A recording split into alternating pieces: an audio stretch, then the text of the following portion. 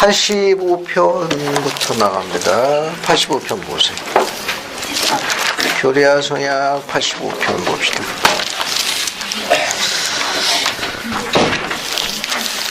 자, 85편 1절과 2절은 기록에 관련되어 있습니다. 기록에 관련이 있는데, 특히 그 기록 가운데 3절은 좀 주목해서 봐야 돼요. 그래서 85편 3절부터 5절까지 한번 읽어보겠습니다. 박병민 형제가 3절부터 5절까지 한번 쭉 읽어봐요. 하나님께서 자기 백성으로 하여금 시들주를 바치게 하여 그들로 하여금 안갚음과 불사름의 날에 대비하게 하려고 주신 그의 법에 따라 헌납으로서 자기 기업을 받지 아니하는 자들이 그들의 이름을 하나님의 백성과 함께 등재함은 하나님의 뜻과 계명에 어긋나는 것이니라. 교회의 어떠한 기록이나 역사에도 그것이 발견될 만한 곳에 저희 족보도 기록하거나 들어있게 하지 말라. 그들의 이름이 발견되지 않게 해야 하나니 그 아버지들의 이름이나 그 자녀들의 이름도 하나님의 율법의 책에 기록되지 말아야 하느니라. 만군의 주가 이르노라. 감사합니다. 이 3절부터 5절에 관한 기록의 중요성인데, 즉 해이왕국에 들어가기 위해서는 해이왕국에 합당한 자로 분류된 자의 그 이름이 하나님 기록에 남아야 된다는 거예요. 그런 내용으로 이제 지금 게시되어 있습니다. 그래서 이 기록의 중요성인데, 우선 여러분 유인물 85-1에 보면 조셉 필딩 스미스 회장님이 이야기한 기록에 관한 글이 하나 있어요. 자, 거기 보면 인간은 지상에서 보관된 기록에 의하여 심판을 받게 될 것입니다. 조셉 필딩 스미스. 요한계시록 20장 12절 한번 볼까요? 그 기록에 관한 또 재미있는 기록이 있습니다. 요한계시록 20장 12절 한번 읽어보겠습니다. 요한계시록 20장 12절. 그래서 이춘경 자매님 한번 찾아서 읽어보시겠습니다. 또 내가 보니 죽은 자들이 큰 자나 작은 자나 그 보좌 앞에 서 있는데 책들이 펴있고 또 다른 책이 펴졌으니 곧 생명의 책이라. 죽은 자들이 자기 행위를 따라 책들에 기록된 대로 심판을 받으니. 감사합니다. 거기 죽은 자들이 물온대소하고 보좌 앞에 섰는데 책들이 펴져 있었습니다. 근데 또 다른 책도 펴졌어요. 근데 그 다른 책을 뭐라고 했냐면 생명책이라고 그랬는데, 죽은 자들이 자기 행위에 따라 책들에 기록된 대로 심판을 받더라. 계시록에는 그렇게 되어 있습니다. 책이 두 권이 있는 거예요. 하나는 지상에서 우리의 행위에 따라 기록된 책이 하나 있고, 하나는 하늘에서 기록되는 생명책이 있다는 겁니다. 요한계시록에 보게 되면은 여기 책이 두 종류가 나옵니다. 기록되는 책이 기록되는 책이 두 개가 있다는 겁니다. 이 책에 기록된 기록에 의해 가지고 심판을 받는 거예요. 기록에 의해서 심판을 받는다는 겁니다. 하나는 지상에서 행한 우리의 행위로, 행위가 기록된 책이 한 권 있고, 이쪽으로 가요. 또 하나는 천국,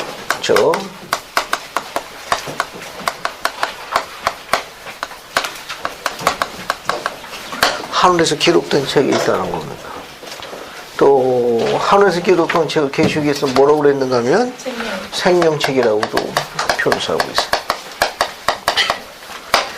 교리야 성약 128편에 보게 되면 이 계시의 말씀에 대한 설명이 나와 있습니다. 6절 7절 볼까요? 여기에 교리야 성약 128편 6절 7절 읽어보겠습니다. 그러면 설명문이 나오죠. 한번 읽어보겠습니다. 안인숙 자매님, 교리야 성약 128편입니다. 6절, 7절, 9절 한번 읽어주겠습니다.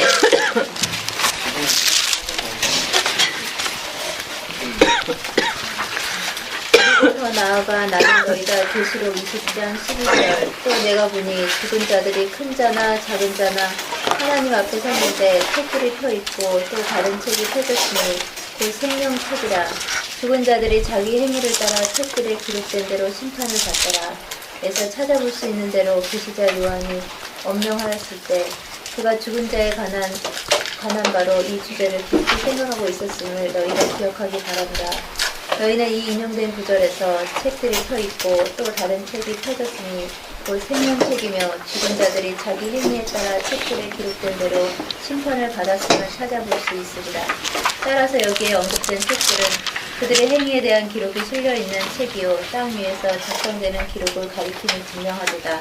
그리고 생명책이라 한 책은 하늘에서 작성되는 기록이니라. 됐습니다. 거기까지요. 자, 거기 7절을 봅시다. 7절 다시 한번 보세요. 128편 7절에 너희는 이 인용된 구절에서 계시록 20장 12절입니다. 책들이 펴있고 다른 책이 펴졌으니 곧 생명책이라. 죽은 자들이 자기 행위에 따라 책들에 기록된 대로 심판을 받았음을 찾아볼 수 있으리라. 따라서 여기에 언급된 책들은 그들이 행위에 대한 기록이 실려있는 책이요 땅 위에서 작성되는 기록을 가르침이 분명하도다. 그러니까 책이 두 권이 있는데, 자, 이거는 땅 위에서 기록되는 기록입니다. 기록되는 책. 그러니까 결국 이건 다른 말로 표현하게 되면 지상에서의 우리 생활 기록부가 되겠죠. 지상에서 우리 생활 기록부가 될 거예요. 또 다른 게 하나가 또 있는데, 생명책이라 한 책은 어디에서 작성된다? 하늘에서 작성된다. 하늘에서 작성되는 기록책이다. 교례성경 88편 2절 한번 봅시다. 교례성경 88편 2절. 88편 2절 한번 읽어볼게요. 그래서 저기 이용화 형제 한번 읽어봐요. 교례성경 88편 2절.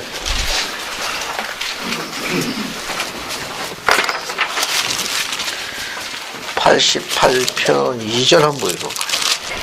보라, 이것은 너희 주를 기쁘게 하나니 천사들도 너희로 인하여 기뻐하느니라. 너희 기도의 구제가 사바오스의 주의 귀에 전달되었고 성결하게 된 자들 곧 해 세계에 속한 자들의 이름 책에 기록되었느니라. 감사합니다. 그 88편 2절 밑에서 세 번째 줄, 성결하게 된 자들, 성결하게 된 자들, 곧 해의 세계에, 해의 왕국에 속한 자들의 이름이 기록되어 있느니라. 그죠? 생명책과 관련이 있습니다.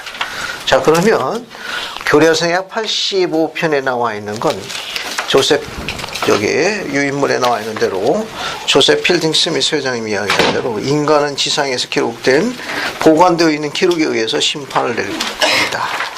그래서 계시록에 의하게 되면 지상에서 기록되는, 땅에서 기록되는 생활기록부가 하나가 있고, 그죠? 하늘에서 기록되는, 천국에서 기록되는 생명체의 기록도 있다는 겁니다. 이게 기록이 얼마나 중요한지 아시겠습니까?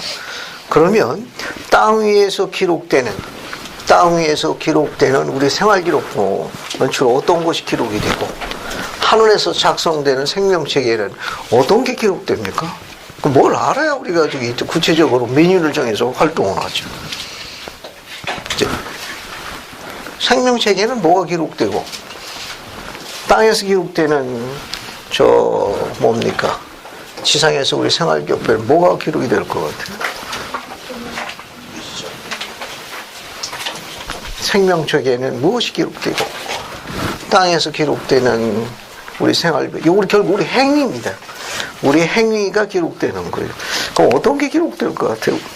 하늘에서 작성되는 기록은 뭐 형제들이 받는 신권이나 뭐 교회에서 부름받아서 얼마나 충실했는지, 주님과 맺은 성약이 얼마나 충실했는지, 그런 거죠.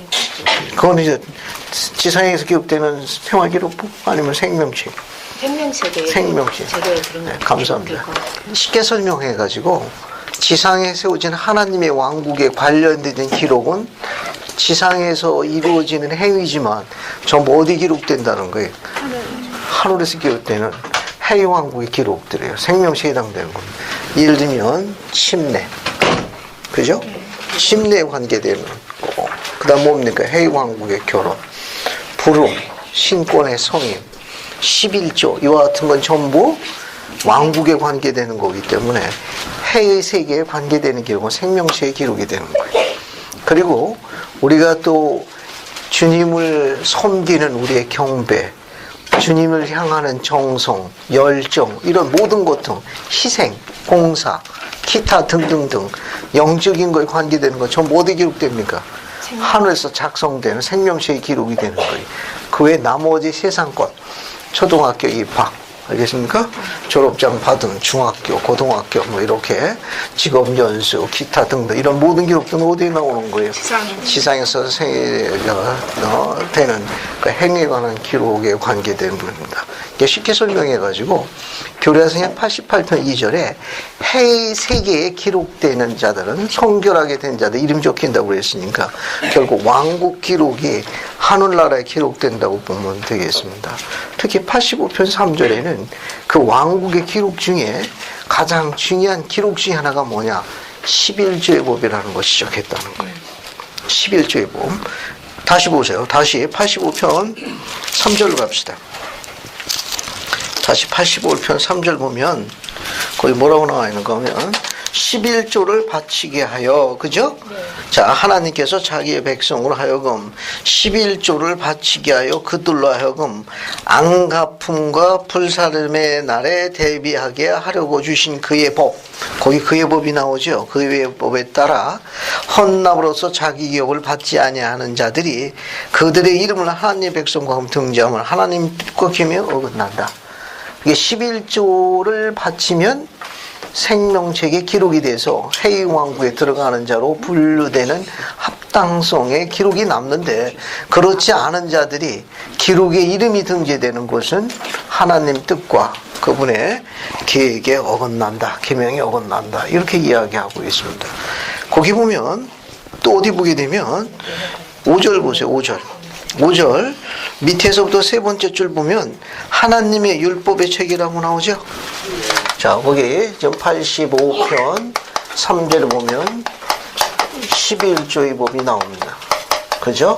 11조의 법이 나오고 그 5절 보면 85편 5절에 하나님의 율법의 책이 나와요. 율법의 책. 율법의 책이 나오고, 그 다음에 85편 7절. 85편 7절 중간 부분 보시면 밑에서부터 세 번째 줄 보세요. 거기 또 뭐가 나옵니까? 하나님의 율법책. 율법책이 또 나옵니다. 그 다음에 11절 보세요. 85편 11절. 거기 두 번째 줄에 또 뭐가 나옵니까? 줄여서 율법의 책. 율법의 책. 이렇게 나오죠. 여러분 그 유인물 85- 오늘 나눠진 유인물 85-5에 보세요. 5에 보면 조셉 F. 스미스 장님이 뭐라고 이야기했나 한번 보세요. 하나님의 율법의 책은 뭘 의미합니다?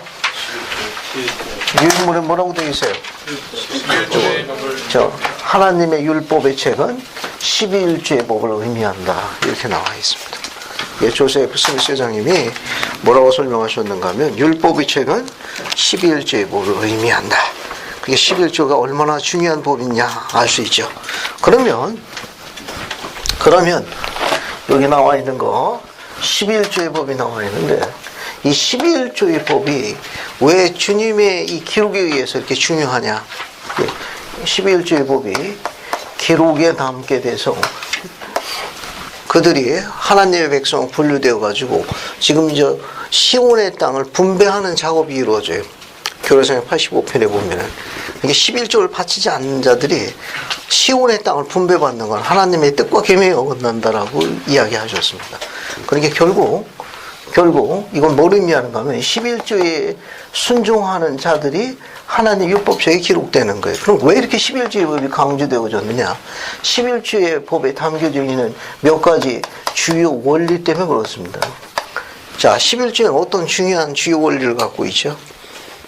제일 중요한 거, 상속의 율법을 갖고 있습니다. 그래서 그러는 거예요.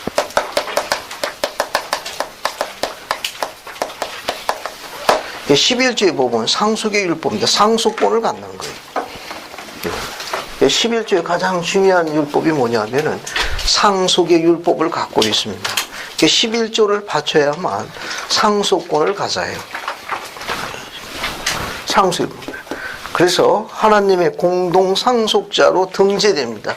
기록에 남는 거예요. 그래서 시온의 땅을 분배받는 것처럼 나중에 해이왕국에 들어갈 자로 생명책에 기록이 남는 건 11조를 바치는 자들이. 그래서 11조의 법은 상속율법과 관련이 있습니다. 그래서 여러분 여기 또 뭐가 있는가 하면 85-1번 옆에 그 원리 몇 가지를 적어 놨어요. 간단하게 봅시다. 첫 번째는 상속율법이고 또 하나는 하늘의 문을 여는 열쇠예요. 그 다음에 말라기 3장 7절 보면 주님께 되돌아가게 하는 율법이에요.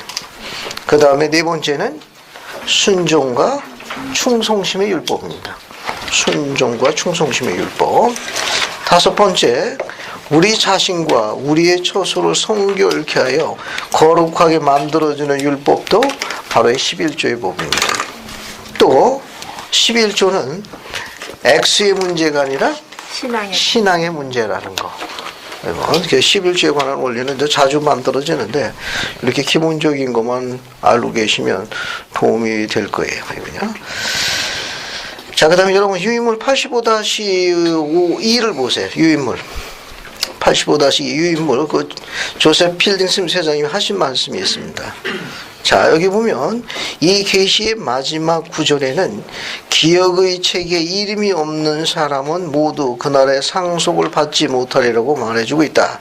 그들은 불신자와 함께 상속을 받으며 거기에는 울부짖음과 이를 가는 일이 있을 것이다. 자, 11조를 바치는 자들은 하나님의 율법책에 기록이 된다고 되어 있고 또 어떤 책이 있는가 하면 고대부터 아담 때부터 다른 책이 한 권 또 있어요. 어디 나오느냐? 85편 9절 봅시다. 자, 85편 9절 보세요.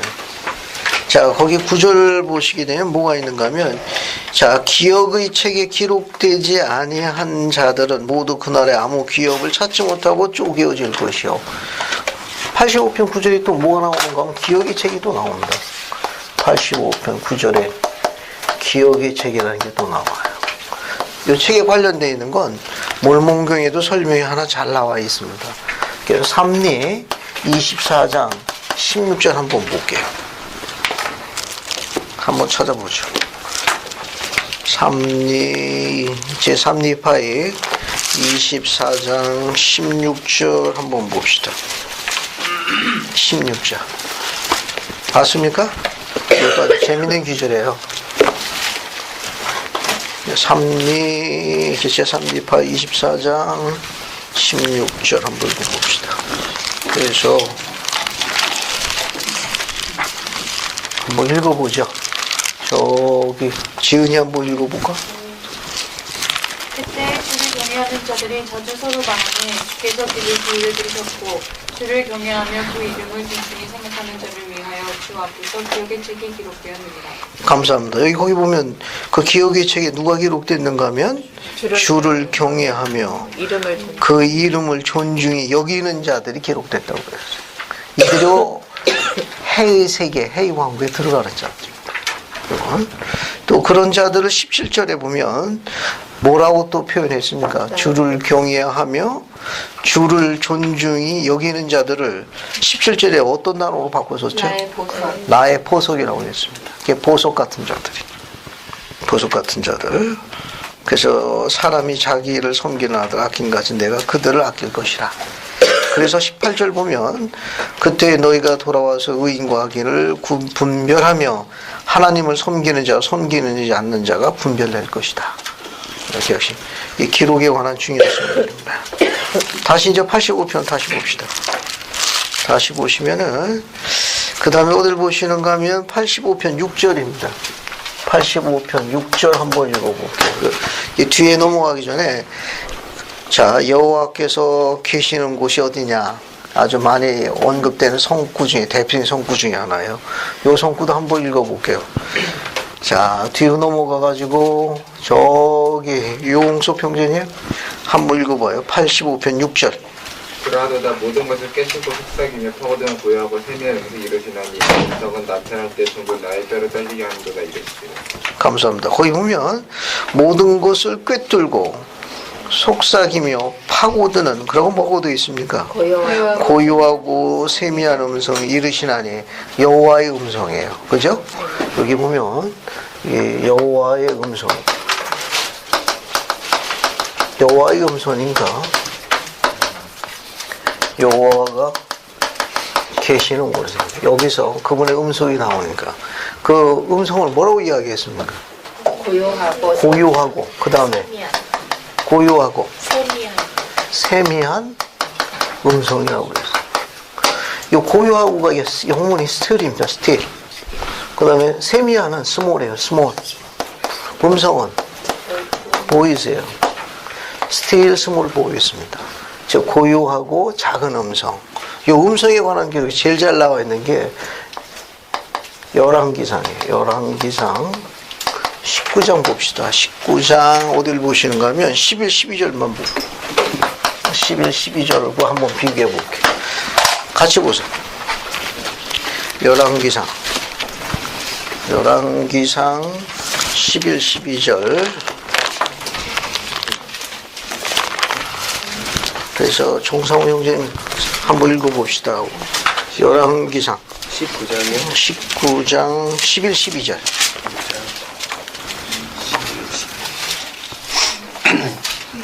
여호와께서 이르시되 너는 나가서 여호와 앞에서 산에 서라 하시더니 여호와께서 지나가시는데 여호와 앞에 크고 강한 바람이 산을 가르고 바위를 부수나 바람 가운데에 여호와께서 계시지 아니하며 바람 후에 지진이 있으나 지진 가운데에도 여호와께서 계시지 아니하며 또 지진 후에 불이 있으나 불 가운데에도 여호와께서 계시지 아니하더니 불 후에 세미한 소리가 있는지라. 감사합니다. 같이 보죠. 여기 보면은 여호와께서 어디 계시느냐. 여호와께서 이제 엘리야에게 나타나시는데 어디서 나타나셨는가? 아주 재밌는 기록이 있습니다. 자, 어때요? 거기 보게 되면 거기 보시면 여호와 앞에 뭐가 일었습니까? 크고 강한 바람이 일었습니다. 바람이 일어가지고 그 다음에 어떻게 했어요? 산을 가르고 그 다음에 바위를 부쉈습니다. 바위를 부수고 그 다음에 거기 보시면 어때요? 크고 강한 바람 가운데 여호와가 계셨나요? 안 계셨어요. 계시지 않았습니다. 바람 후에, 이 바람 후에 뭐가 있었어요? 지진이 있으나 지진 가운데도 계셨습니까? 여호와께서 계시지 아니하였어요. 지진 후에 또 뭐가 있었습니까? 불이 있었어요. 근데 불 가운데도 어땠습니까? 계시지 아니하고 어디 계셨어요? 계신 데는 여기 거기에 세미한 음성인데 원문은 똑같아요. 원문은 still small boys예요. 여기에 누가 계셨다는 거예요? 여호와가 계셨다는 거예요. 이 기록에 대해서 또 다른 거 하나 살펴봅시다. 제3님 11장 3절 한번 보세요.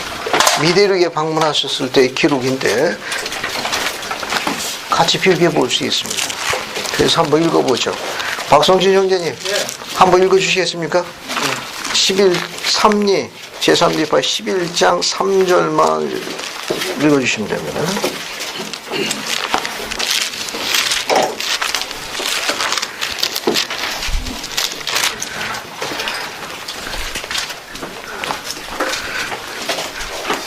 제3리파의 11장 3절. 그리고 그들이 이같이 서로 이야기를 나누고 있을 때 마치 하늘로부터 나는 듯한 음성을 듣고 그 눈을 들어 주위를 둘러보았더니 이는 그들이 들은 그 들은 음성을 깨닫지 못하였음이라. 그것은 거친 음성도 아니요 큰 음성도 아니었으나 그럼에도 불구하고 또 그것은 작은 음성이었음에도 불구하고 듣는 이들의 중심까지 꿰뚫는지라. 그들의 몸에 떨리지 아니한 부분이 없었으니 참으로 그 음성은 그들의 영혼에까지 파고들어 그들의 마음을 뜨겁게 하였더라. 감사합니다. 여러분, 하늘에서 음성이 들렸는데 그 음성이 큰 음성이었나요? 거친 음성이었나요? 어떤 음성이었습니까? Small voice, 작은 음성. 작은 음성이었는데 작은 음성에도 불구하고 그 말씀의 능력은 어땠습니까? 듣는 이의 중심을 꿰뚫었어요. 그리고 온몸을 어떻게 했습니까? 떨리게 했습니다. 그죠? 떨리지 않는 부분이 없고. 그 다음에 참으로 그 음성은 어디까지? 영혼까지 파고들어서 그 마음을 어떻게 했습니까? 뜨겁게 했습니다. 여러분 음성은 어때요? 작은 음성이지만 여기 나와 있는 대로 중심을 꿰뚫어 가지고 영혼을 파고들어서 마음을 뜨겁게 하는 음성입니까? 거친 음성도 아니에요. 큰 음성도 아니에요. 작은 음성이었어요. 스몰 보이스. 세미한 음성에 번역했지만 여기는 작은 음성이라고. 같은 편이. 85편을 예수 그리스도께서 계시하신 거예요. 구약의 여호와, 바로 엘리야 앞에 있었던 여호와입니다. 여호와께서 엘리야에게 가르쳐 주셨어요. 그러니까 엘리야에게 내가 있는 곳이 어디냐? 크고 강한 바람 가운데 계시지 않았다고 그랬어요. 또 산을 가르고 바위를 부시는 그런 지진 가운데도 아니 계시고 모든 걸 불태우는 화염 가운데도 계시지 않았답니다. 엘리야가 보니 여호와가 계시는 곳은 세미한 음성이더라.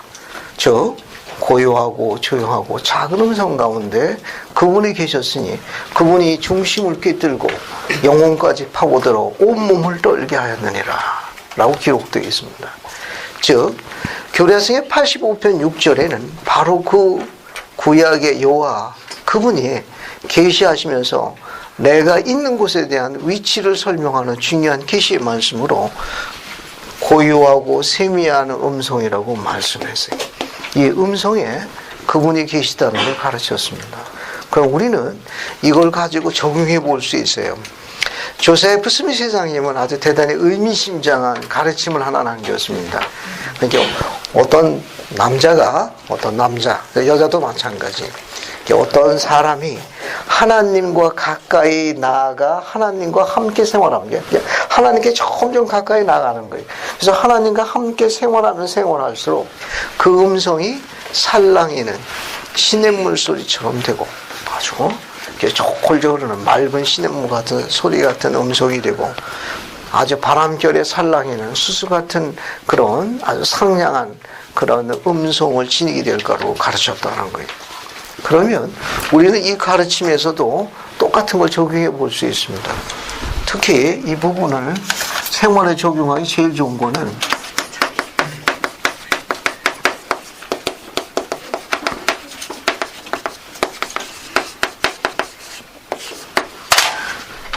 사문하면 이런 일이 있을 수 있죠. 그죠? 남편 간에서의 의견 충돌이 있었을 적에 두 분의 대화가 어느 쪽에 있습니까? 크고 강한 바람이 불어 산을 가르고 바위를 부수지는 않습니다. 거기에다가 어떻습니까? 효과 음악으로다가 지진이 일어나고 지축을 흔들어 거기에다가 아주 환상적인 조명까지 화염까지 뿜는 건 아니에요. 이 기록에 보면 어떻게 나와 있습니까? 여호와는 여기에 계시지 아니하고 어디에 계시다고 그랬어요? 작은 음성 가운데 계셨다고 이야기했습니다. 그냥 목표를 갖는 겁니다. 여한 경우에 상황이 있을 때 큰 목소리나 거친 목소리가 있을 수 있다고 그러지만 산상수훈의 가르침에 보게 되면 환한 음성조차 하지 말 것을 주님께서 말씀하셨습니다. 미대륙에 방문하신 주님께서는 화조차 낼 아무런 이유가 없다고 직접 설명했습니다. 부대륙에서 가르친 산상수훈에는 즉 까닭 없이 화를 내지 마라 라고 가르쳤는데 즉 연고나 까닭이 있을 경우에는 화를 내도 되는 것처럼 묘사했지만 미대력이 나타날 때는 그 까닭 없이 헛되이라는 문장 자체가 삭제되어 있습니다. 이 말은 뭐냐면은 여한 경우라도 화난 음성은 하나님의 것이 아니라는 것, 그리 것이 아니라는 걸 가르치고 있다는 사실이에요. 교례서의 85편 6절의 가르침에 고유하고 세미한 음성이 바로 내가 있는 곳이다. 이 말은 우리에게도 그런 가르침을 남기는 거예요. 그러니까 여호와께서 계시는 곳은 어디냐? 즉 고유하고 세미한 작은 음성 가운데 그분의 영이 거한다는 중요한 가르침입니다. 마찬가지로 가정 안에서 생활할 적에 이런 말다툼이나 의견 충돌이 있을 경우에 크고 강한 바람을 일어 산을 부수고 바위를 부수는 거친 소리나 음성은 그분이 계시지 않는다는 거예요. 지진이 일고 즉 화염이 있는 그와 같은 액션과 그곳에도 그분이 계시지 않는다는 겁니다. 그분은 어디 계시느냐? Still small voice, still small voice, 즉 고요하고 잔잔하고 작은 음성 가운데 계시다는 겁니다. 따라서 이것은 우리가 적용해 보아야 할 중요한 계시의 한 부분을 나타내고 있습니다. 특히 세상에서 그것을 연구하는 전문가들의 가르침도 그렇고 교회 선지자의 가르침도 똑같습니다. 특별히 하나 더 지적해 볼 수 있는 건 우리가 갖고 있는 신약 성경에 결혼의 전문가로 알려진 사도가 누군 줄 아세요? 사도 바울이에요. 그 아내가 엄청 악처였다고 알려져 있습니다. 그것을 인해 가지고 결혼에 대한 조예가 굉장히 심오 있게 가르친 분입니다.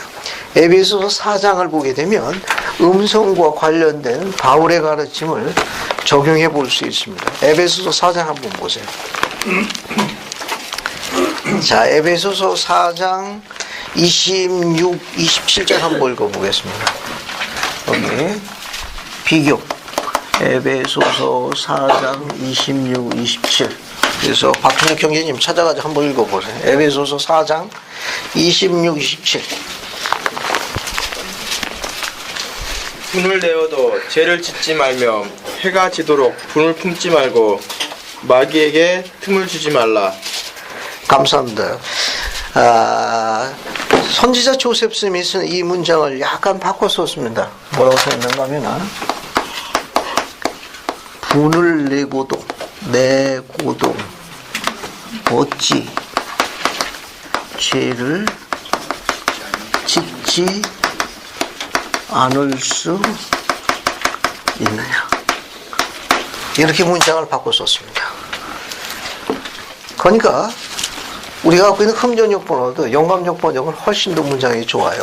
분을 내고도, 화가 나는 음성을 내고도 죄를 짓지 않을 사람이 누가 있느냐. 화나는 음성을 내지 마라. 직접 설명했습니다. 그러니까 에베소서에 보게 되면 분을 내고도 어찌 죄를 짓지 않을 수 있느냐. 화나는 음성, 거친 음성을 내고 죄를 짓지 않을 사람은 아무도 없느니라. 이렇게 이야기했습니다. 그리고 그 뒤에 뭐라고 했는가 하면 또 뭐라고 또 얘기했어요. 해가 지도록 분을 품지 말라. 거기 또 하나 더 채워요. 이거 외에도 하나 더 추가하는 거예요. 해가 지도록.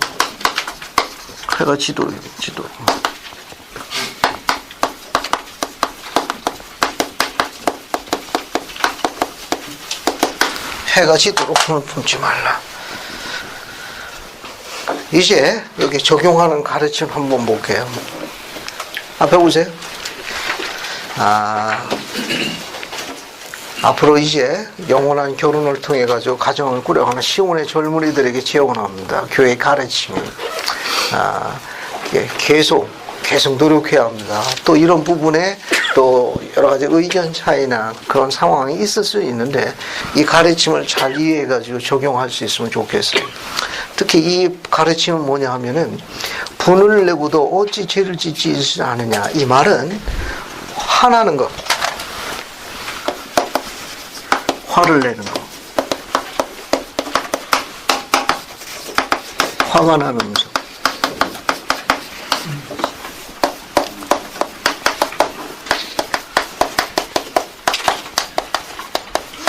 하나님의 것이 아니라는 거예요.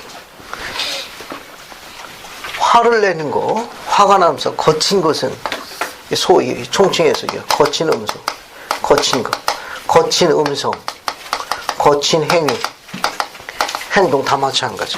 이것은 하나님부터 오는 게 아닙니다.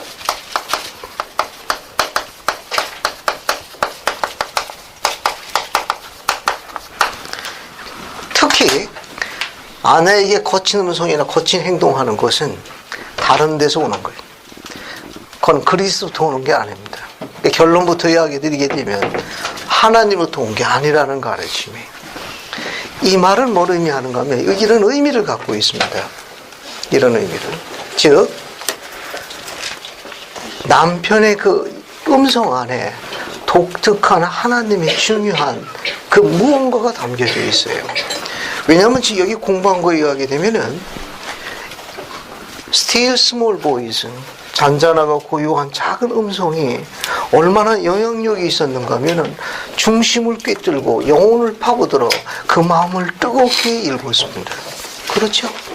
그러니까 이 말은 뭐냐면 신의 음성은 우리의 영혼을, 작은 음성이지만 그 음성을 우리가 들음으로써 어떻게 돼요? 우리의 영혼을 꿰뚫고 어떻게 됩니까? 우리 영혼에 파고들어가지고 우리를 뜨겁게 고양시키는 겁니다. 시들어가는 그 무언가를 활활 타오르게 생기와 새로운 것으로 활기있게 하는 그 힘이, 음성이 들어있다는 걸 묘사하고 있어요. 마찬가지로 시들어가는 아내의 그 무언가를 뜨겁게 활성화하는 그 힘이 어디 있느냐? 어디 있다는 거예요? 남편의 음성에 있다는 거예요. 이 가르침을 이해하시게 되면 왜 경전이 그렇게 가르치고 있고 계시가 그렇게 되어 있으며 선지자가 왜 그렇게 되는지 이해할 수 있습니다. 자기는 아무것도 아니라고 생각하지만 천만에 아내는 그 남편의 음성에 의해 가지고 생기와 소망과 활기를 갖고 있도록 경전에 감춰뒀다는 사실입니다. 그게 여러분의 음성이 얼마나 중요한지 아시겠습니까? 이건 적용해 볼 필요성이 있다는 거예요. 그러니까 한 여인이 한 남자와 결혼사회를 맺어가지고 그 여인이 심히 진귀한 열매를 맺는 나무로 성장하는 데 제일 중요한 것은 어떤 요소가 있느냐? 그 남편이 뭡니까? 사랑에 차고 넘치는 이 음성이에요. 시도해 보세요. 도전해 보십시오. 논쟁 가운데 이쪽을 선택하시죠. 크고 강한 바람이로 산을 가르고 바위를 부시는 속에 계시지 아니하셨다고 그랬습니다. 지진 가운데도 안에 계시고 또 화염 가운데 계시지 않았다고 그랬어요. 신권을 지닌 이스라엘 형제들은 이 가르침을 잘 이해해가지고 결심할 필요성이 있습니다. 개인적인 규칙을 가지세요. 아내에게 절대로 거친 음성이나 큰 소리로 여하는 경우가 있다 하더라도, 알겠어요? 물론 아내가 시험할 수도 있겠죠. 물론 시험할 수도 있겠는데 그렇다 하더라도 거기 유혹에 넘어갔습니까? 이거 적용하는 겁니다. 산상수훈을 요즘에 가르치고 있는데 가끔 그 얘기를 합니다.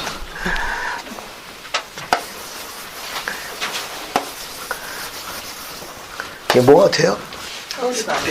스프링. 소위 용수철이라는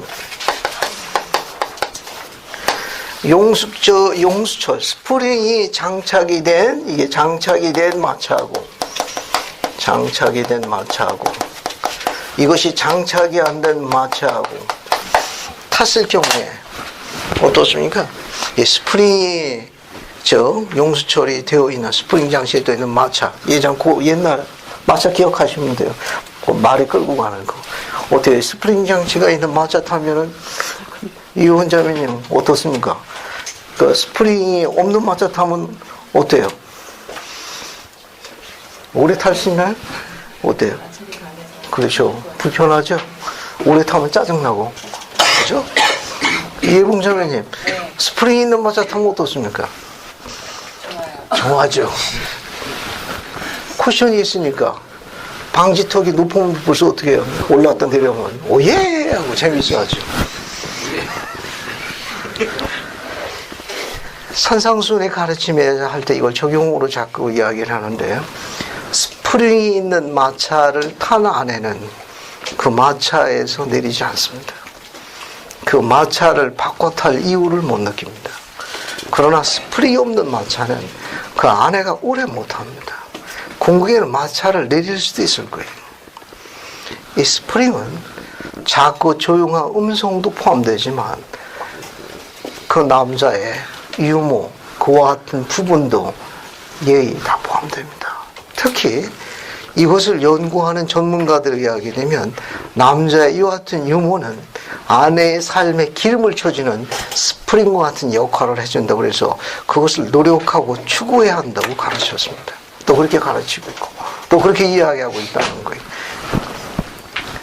용수철을 장만하십시오.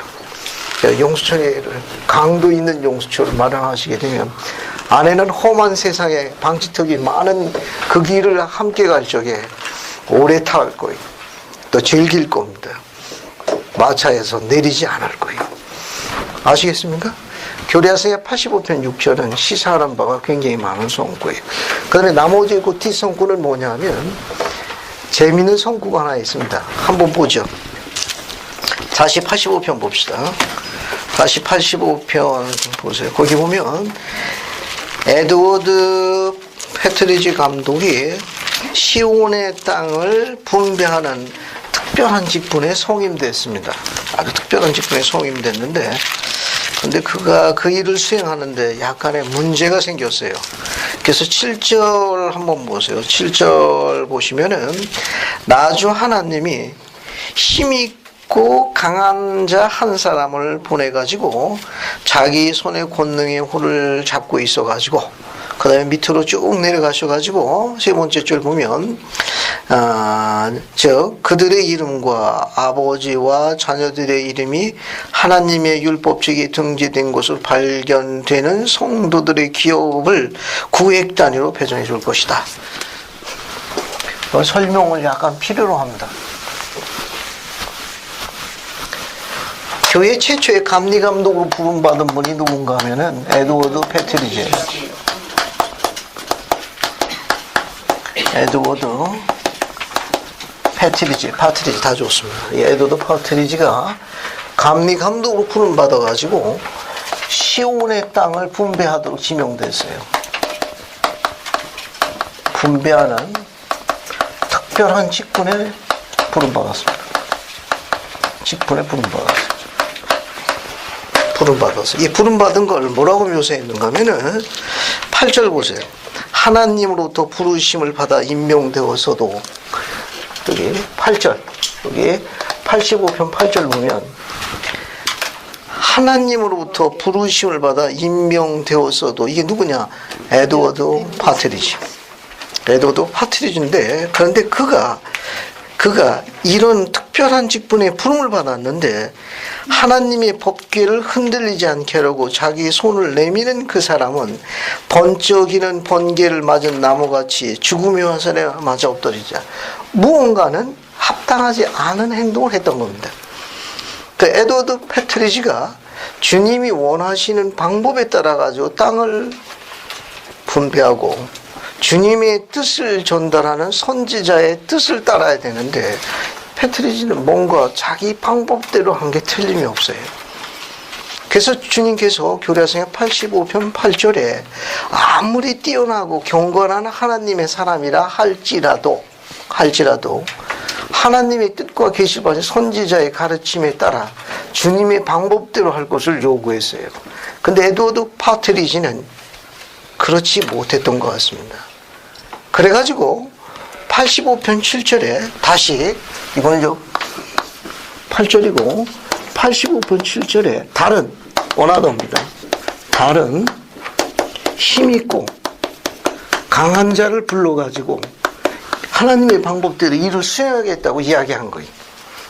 그러니까 힘있고 강한 자를 다시 불러가지고 에드워드 파트리지가 주님의 방법대로 일을 수행하지 아니하면 다른 힘있고 강한 자, 이 일을 수행하는 특별한 직분에 부름받은 자를 다시 불러가지고 그 일을 조치하겠다는 계시가 85편 7절에 힘있고 강한 자의 뜻입니다.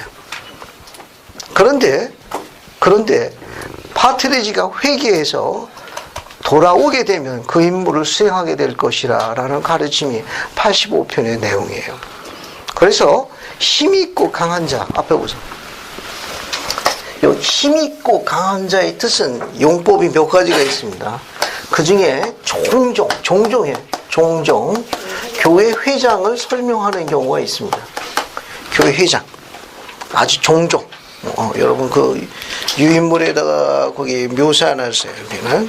그 유인물 85-3을 보세요. 85-3.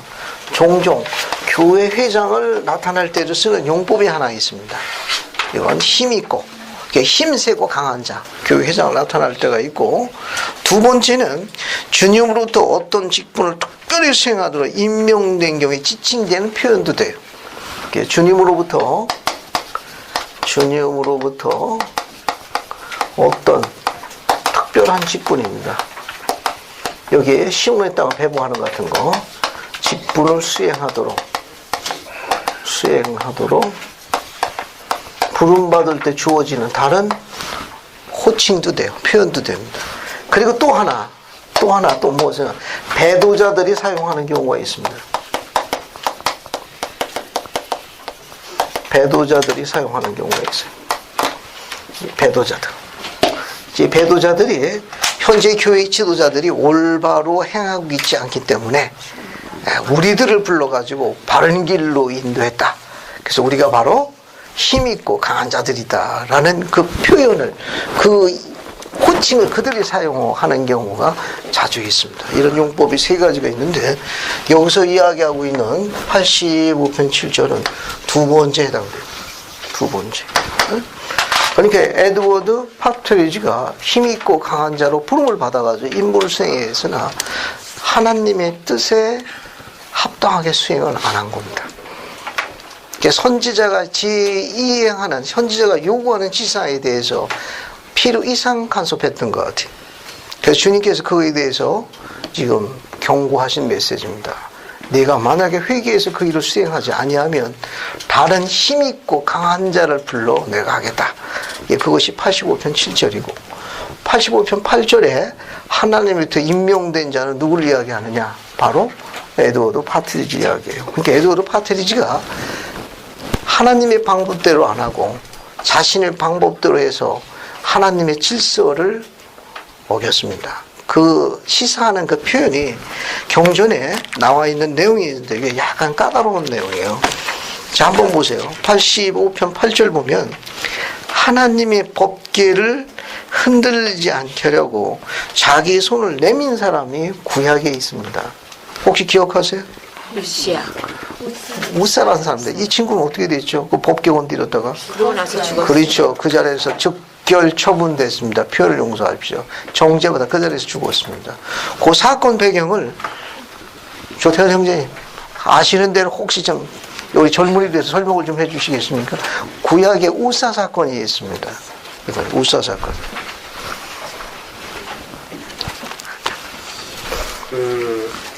우선 그 법궤에 대해서 조금 알아야 되겠는데요.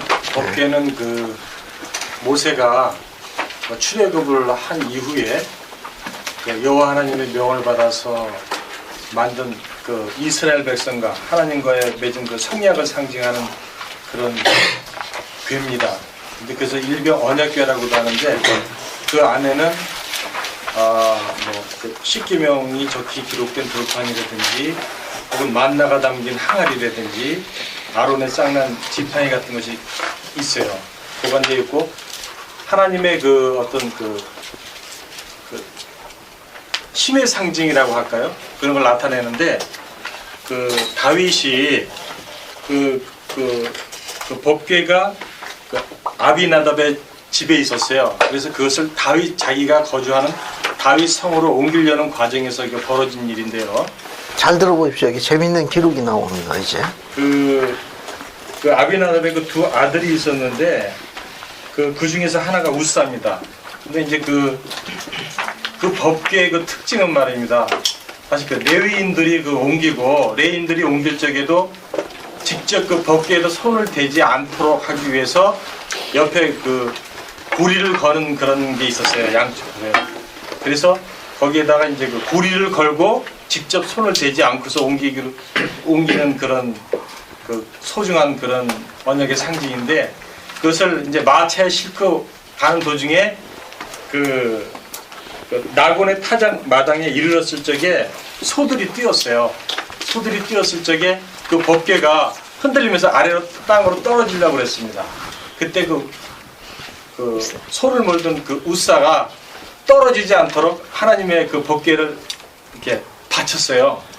손을 만진 겁니다. 예. 법궤를 잡은 거예요. 그런 과정에서 이제 그 하나님께서 정하신 율법을 어겼기 때문에 보통 사람이 생각하기에는 좀 가혹하다고 할지는 모르겠지만은 하나님의 그 성스러운 것을 그 정하신 방법대로 하지 않았기 때문에 죽음을 당했거든요. 그래서 그 마치 지금 그 우리 그 원장님께서 말씀하신 것처럼 교회 그 신권의 그 권능선이 아닌 그 월권 행위를 하는 사람들이 있어요. 지금 조금 아까 그 말씀하셨듯이 에드워드 파트리지처럼 선지자에 대해서 선지자가 가르친 주님으로부터 받은 그런 계시대로 하지 않고 본인이 이렇게 하면 더 올바르겠다 생각을 해가지고 하나님의 왕국의 그 법을 어기면서 그렇게 행하려고 할 적에 그것은 우사처럼 정죄를 받는다, 그런 얘기죠. 그래서 저희가 이 신앙생활을 하면서도 그 신권 지도자들을 그 암암리에 그 비방하는 사람들이 있어요. 그 자신의 의견이 더 옳은 것처럼, 그것은 결국에 가서는 우사처럼 그 영적인 죽음을 당할 수도 있다. 그렇죠. 비참하지게 합니다. 결론으로 이야기 드리게 되면 감사합니다. 설명을 이제 잘 해주셨는데, 이게 우리가 그냥 객관적인 입장에서 볼 적에 이런 주님의 뜻에 관련되는 교리적 배경을 모르게 되면 그 언약궤가 소가 놀라가지고 뛰는 거로서 마차가 기울었어요. 그래서 언약궤가 떨어지려고 그러니까 우사가 잡은 거예요. 떨어지지 않게 하려고. 객관적으로 보면은 잘한 거죠. 그렇죠. 왜냐하면 소가 뜨니까 마차에 있던 언약궤가 지금 떨어지려고 하니까 어떻습니까? 빠른 동작으로 잡은 거예요. 잡자마자 그는 정죄받아서 죽음을 당했습니다. 근데 중요한 이유가 있습니다. 이 법궤는 인간이 손을 대지 못하도록 신의 상징이에요. 하나님의 임재하심을 나타내는 독특한 하나님의 왕권을 상징합니다. 그러니까 우사가 그걸 잡지 않아도 하나님의 능력으로 법궤가 쓰러지지 않는 하나님의 권세를 드러날 수 있는 뜻을 갖고 있는데, 필면의 인간 우사가 하나님의 능력을 무시하고 인간의 능력으로 자기가 잡았다. 표현을 용서해 주시기 바랍니다. 괘씸죄에 걸린 것. 경전에 기록에 대한 이 부분을 유인물에서 한번 읽어보겠습니다. 85도지사 요 직사각형 안에 있는 거 한번 보세요. 약간은 거기 교재를 한번 봅시다. 자, 거기 보면 여기 85도사 맨 위에 보게 되면 하나님의 법궤라고 나오죠. 이 법궤에 화살표에 따라가면은 하나님의 존재, 하나님의 왕자, 그의 신성한 권세를 상징하는 실제적인 물건, 실물이었습니다. 하나님의 왕권, 하나님의 본능 그 자체, 인간이 손댈 필요성이 없습니다. 이건 밑에 직사각형을 보세요. 이 구조는 고대 이스라엘에서 다윗 왕 통치 기간에 일어난 사건을 이야기하는데, 거기 나와 있는 대로 한번 읽어보겠습니다. 그래서 우사의 의도는 아무리 좋았다 하더라도 그는 가장 엄격한 상태에서만 접근할 수 있는 것에 부주의하게 접근하였다. 그는 하나님의 권세에 대한 신앙이 없었다. 그는 법궤가 모든 권세를 갖고 계신 하나님의 물리적인 상징이라는 걸 잊고 법궤가 위험한 상태에 있다고 판단한 것이었다. 어떤 사람이 자신의 능력만을 통하여 하나님과 그의 왕국을 구할 수 있다고 생각할 수 있겠는가? 우사가 범법한 것은 법궤가 수레에서 떨어지는 것을 막는다는 좋은 의도를 갖고 있었으나 합당하지 않은 의도로 접근했다는 사실이다. 즉 합당하지 못한 생각으로 법궤에 손을 댔다는 뜻이다. 거룩하신 영광의 보좌이며 눈에 보이지 않는 주님의 인자하심을 시각적으로 나타나는 법궤를 만지는 것은 거룩하신 하나님의 위엄을 손상시키는 것이었다. 그러므로 우사는 인간적으로 좋은 의도를 갖고 있었으나 거룩하게 되지 않은 마음으로 하나님의 왕국에 여러 가지 일로 위험이 초래되고 하는 생각에서 그것을 구하려는 마음으로 간섭하고자 하는 모든 사람의 상징이 되었다.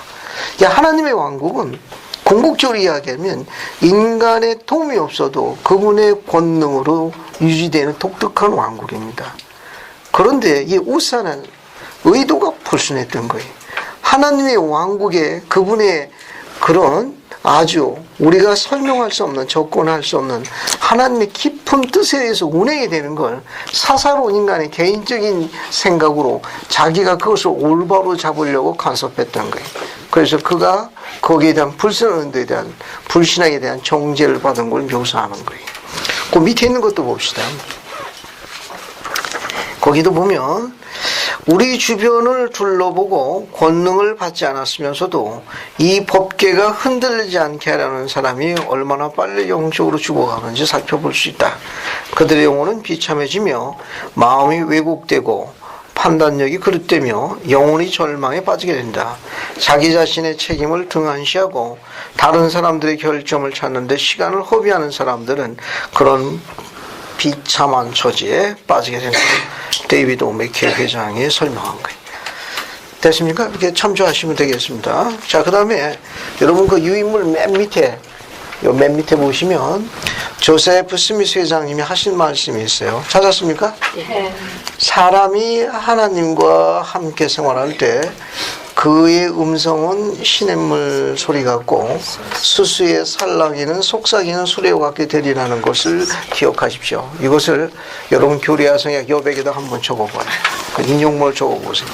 나중에 여러분에게 찾기 쉽지 않은 인용문이니까 한번 그 기록을 교리화성의 85편 여백에다가 이걸 한번 적어보세요.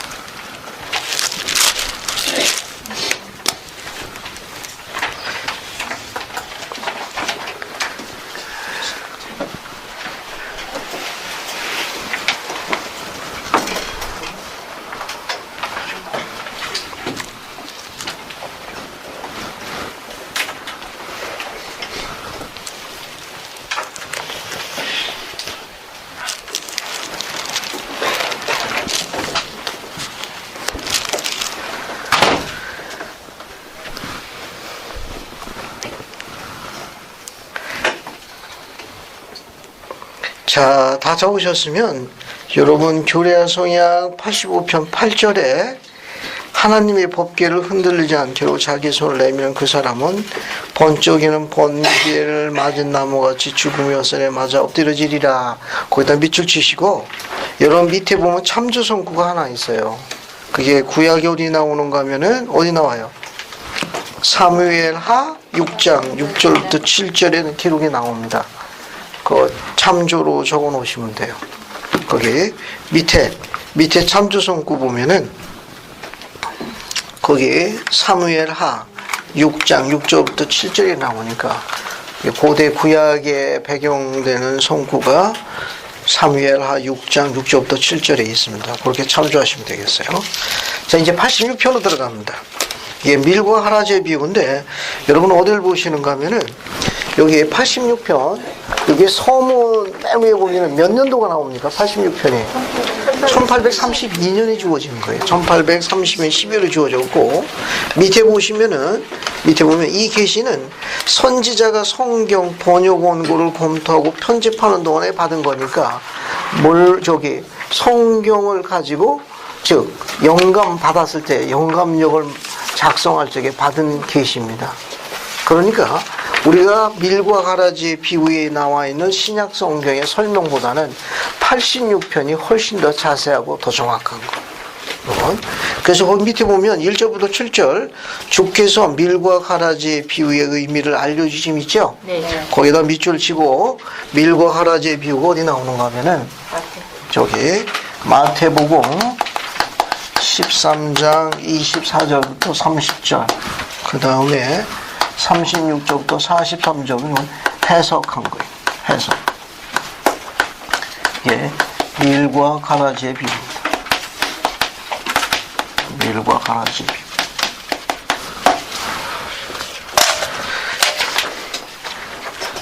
그래서 우리 성경을 먼저 공부합시다.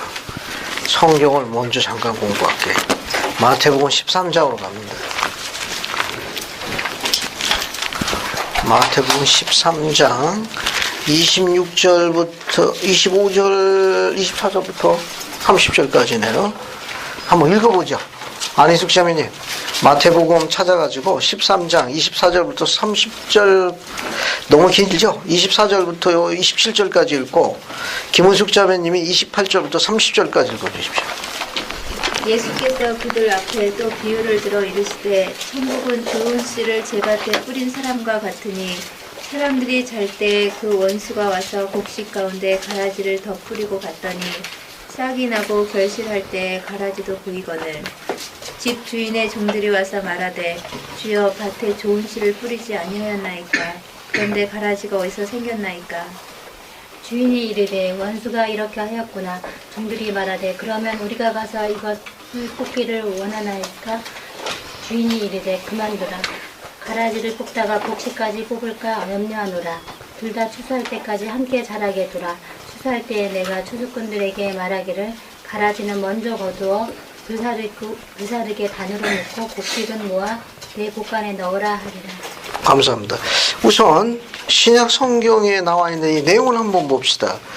천국은 좋은 씨를 제밭에 뿌리는 사람과 같으니라. 그죠? 자, 처음에는 뭘 뿌렸습니까? 27절에 밭에 좋은 씨를 뿌렸는데, 그죠? 그 다음에 며칠 있다 가보니까 뭐가 생겼어요? 가라지가 생겼죠. 그죠? 자, 그래서 종들이 뭘 원했습니까? 28절에 보면 가라지를 뽑기를 원했습니다. 그런데 29절 보면 주인이 뭐라고 그랬어요? 가만 놔둬라. 가라지 뽑다가 괜히 밀까지 곡식까지 해치려 합니다. 뽑을까 합니다. 그래서 30절에 주인이 언제까지 두라고 그랬어요? 밀과 가라지가 추수 때까지 함께 자라게 두어라. 추수 때에 추수꾼들이 말하기를 뭐라고 이야기했습니까? 가라지를 먼저 거두어 불사르게 다놓고 그 다음에 밀은 어디다 갖다 놓으라고 그랬어요? 내 곡간에 넣으리라 하시니라. 여기 30절 보게 되면은 이 밀과 가라지가 추수 때까지 함께 자랍니다. 추수 때까지 함께 자랍니다. 그럼 추수 때 추수하는 방법이 30절에 있어요. 추수하는 방법. 우리가 여기서 마태복음 13장 30절에는 가라지를 먼저 거두어 어때요? 다발로 묶어줍니다. 그 다음에 불태워버리는 거예요. 홀 다 태워버리는 거예요. 가라지를 몽땅 태워버리는 거예요. 그 다음에 밀이죠. 곡식. 이건 어디다 갖다 놓는다고 그랬어요? 내 곡간에 갖다 놓는다고 그랬어요. 내 곡간에 갖다 둬라. 그런데 우리가 갖고 있는 교리학생 86편 조금 다릅니다. 86편을 보세요. 이제 86편 보겠습니다. 86편 7절을 보세요. 추수 방법이 교리학생 86편 7절에는 뭐라고 되어 있나 봅시다. 추수할 때가 완전히 무르기까지 밀과 함께 여기는 같아요. 그죠? 그런데 그 다음에 어떻게 되겠습니까? 먼저 뭐를? 미를. 그렇죠. 수수 방법이 바뀌었어요. 가라지 가운데에서 먼저 밀을 걷어가지고 어때요? 곡간에 갖다 놓습니다. 그러니까 이 밭에서 밀을 먼저 걷습니다. 밀을 먼저 걷어가지고 주님께서 이야기한 내 곡간에 갖다 놓은 겁니다. 그럼 밭에는 뭐만 남아요? 가라지만 남습니다. 추수 방법이 바뀌었어요. 추수 방법이. 그러면 모은에 보라. 가라지는 다발로 묶고 태워버려라. 가라지는 같은 거예요. 다발로 묶어가지고 태워버려. 이 계시가 중요한 이유 중에 하나는 뭐냐면 이 계시 86편이 몇 년대에 주어졌다고 그랬어요? 1832년이에요. 1830년에 주어졌을 때 뭐라고 이야기했는가 하면은 주님께서 이 비유를 여기 밀과 가라지 비유하실 적에 1830년에 주신 것은 똑같은 거예요. 추수 때까지 밀과 가라지가 함께 자라가 두었어요. 그러면 추수 때는 언젠가 하면은 밀을 걷어가지고 곡간에 갖다 넣는 작업이 이루어지면 그때가 언제라는 거예요? 추수 때라는 거예요. 그럼 추수 때는 언제를 이야기하죠? 재림 때, 마지막 때를 이야기하는 겁니다. 우리가 갖고 있는 계시에 보기에는 뭐라고 얘기했는가 하면은 거기에 이제 설명이 나오기 시작해요. 자, 한번 봅시다. 이제 2절 보세요. 86편 2절. 82절 보면 거기 보면 밭은 뭐가 돼요? 밭은 뭡니까? 세상이. 우리가 살고 있는 지상이 됩니다. 또 씨 뿌리는 자는 누구예요? 사도가 돼요. 사도는 씨 뿌리는 자입니다. 사도는 씨 뿌리는 자가 돼요. 자, 여러분도 어디를 보시는가 하면은 마태복음 13장 37절 보세요. 마태복음 13장 37절. 마태복음 13장 37절 봅시다. 마태복음 13장 37절 보면 거기 뭐라고 나오죠? 좋은 씨를 뿌리는 좋은 씨를 뿌리는 누구요? 인자. 거기는 인자라고 나오죠. 그런데 우리가 갖고 있는 교례성약 86편 2절은 86편 2절은 그 여기는 마태복음 13장 37절은 인자로 나오고 씨 뿌리는 자가 마태복음 13장 37절은 교례성약에는 누구로 나와요? 사도로 나오죠. 차이점이 있나요? 똑같은 거예요. 사도는 누구의 지시를 따릅니까? 예수님의 그리스도의 지시를 따르는 거예요. 같은 거예요. 똑같은 거예요. 씨 뿌린 자가 인자하다. 성경에는 신약 성경에는 그러나 계시에는 누구다? 사도다. 궁극적으로 하면 액팅하는 사람이 누구예요? 사도들이에요. 그리스도의 복음을 증거하고 온 세상에 하는 분들이 누굽니까? 사도들이. 같은 병이에요. 사도들은 자기 마음대로 이렇게 합니까? 그리스도부터 직접 부름을 받아 성인의 특별한 적인들. 내용이 같은 거예요. 자, 그 다음 보면 3절에 86편 3절로 갑니다. 86편 3절. 거기 3절 보면 그들이 잠들으려 할 때 그들은 누굴 이야기합니까? 사도들이 잠들었다는 건 무슨 뜻이죠? 순교. 그렇죠. 사도들의 순교예요. 초기 사도들의 순교를 나타내는 거예요. 순교. 그들이 잠든 후에 초기 사도의 순교를 언급하는 겁니다.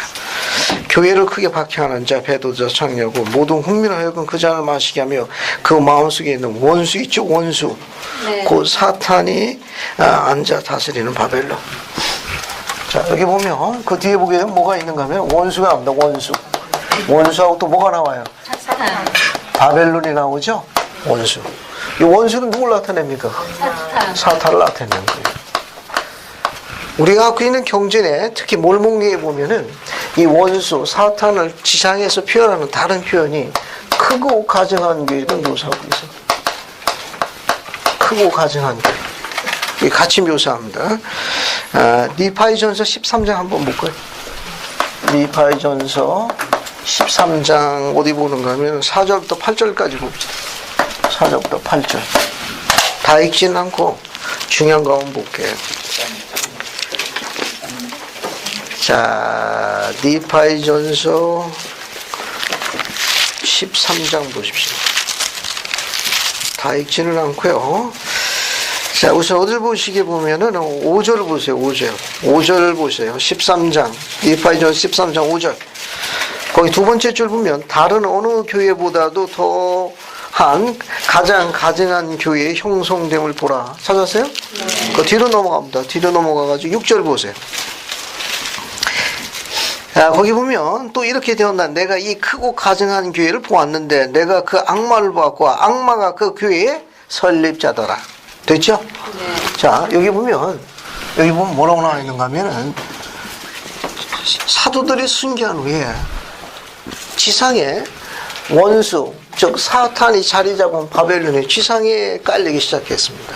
그건 뭐냐 하면은 이제 배도시기에 접어들어가고 크고 가증한 교회가 지상에 배도시기에 도래했다는 걸 묘사하는 거예요. 거기 보면, 자, 거기 보세요. 거기 보면 사탄, 원수, 곧 사탄이 앉아 다스리는 바벨론인데 그 원수에다가 이거 하나 적으세요, 여러분. 86-3. 유인물 보세요. 86-3. 찾았어요? 네. 86-3에다가 여기 원수에다 밑줄 치고 그 유인물에 보게 되면 큰 창녀인 바벨론으로서 다른 곳에서는 뭐라고 불리운다? 크고 가증한 교회로 불리고 있다. 그 내용을 경전에다 옮겨 적으세요. 그래서 3조 성구 니파이전서 13장 4절부터 8절 참조 옮겨 적어보세요. 거기 86편 3절의 원수에다가 밑줄을 치고 큰 창녀인 바벨론으로서 다른 곳에서는 크고 가증한 교회로 불리고 있다. 참조 성구 니파이전서 13장 4절부터 8절 참조 이렇게 하나 적어놔요.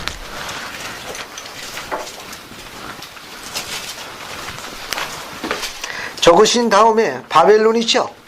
요 바벨론도 옮겨 적어요. 바벨론도 세상적인 거와 악의 상징. 세상적인 것과 악의 상징. 악의 상징. 그거 곧 이 세상에서의 악마의 권세가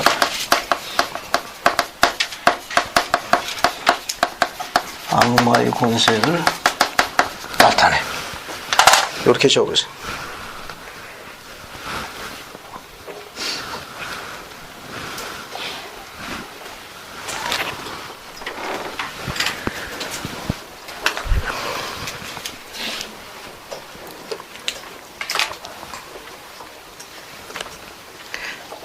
다 적으셨으면 여러분 유인물 화살표 밑에 따라가 보세요. 경전에 쓰는 다른 표현이 하나 있습니다. 경전에 바빌론에 남아있는 자는 표현이 나와요. 이 말은 뭐냐 하면은 세상의 관행을 쫓으며 주님의 말씀을 받아들이지 않는 사악한 자들 총칭할 적에 바벨론에 남아있는 자라고 총칭해요. 바벨론에 남아있는 자는 뭐냐? 세상의 관행을 쫓고 주님의 말씀을 받아들이지 않는 사악한 자들을 전부 총칭하는 표현입니다. 그런 정도 보시면 되겠습니다. 자, 그 다음에 이제 뒤로 넘어갑니다. 자, 3절 뒤로 넘어가요. 뒤로 넘어가면, 자, 뒤로 보세요. 보라, 사탄이, 악마가 뭘 뿌린다? 가라지를 뿌리느니라. 됐죠? 가라지를 뿌린다는 거예요. 자, 그러면 이 가라지를 뿌리는데,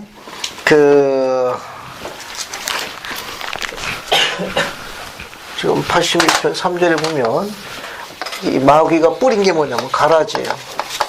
요 가라지는 두 개의 설명이 있습니다. 그 하나는 여러분 86 지금 그 가라지예요. 마찬가지예요. 여러분 거기 유인물에 보세요. 유인물에 보면 찾았습니까? 네. 유인물에 보시게 되면 뭐가 있는가 하면은 악한 교리와 그것을 퍼뜨리는 자를 상징적인 묘사. 이게 교회 안에 가라지가 있습니다. 하나는 교회 안에 가라지. 이제 교회 안에 가라지는 뭘 의미하는가 하면은 악한 교리와 그것을 퍼뜨리는 자들을 묘사하는 거예요. 쉽게 설명하면 배도자들. 그 다음에 교회 안에만 있는 게 아니라 어디에도 있어요. 교회 밖에 세상의 가라자도 있습니다. 세상의 가라지들은 보통 뭐라고 묘사하는가 하면 심판 때 분리되어 불에 떨어지는 악인들을 이야기해요. 심판 때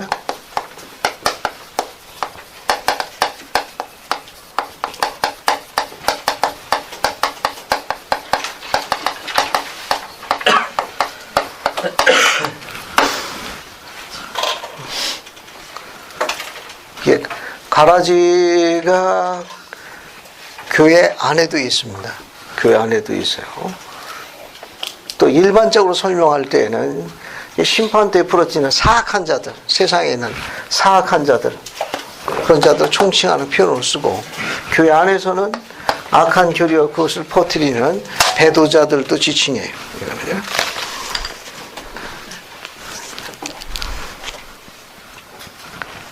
됐습니까?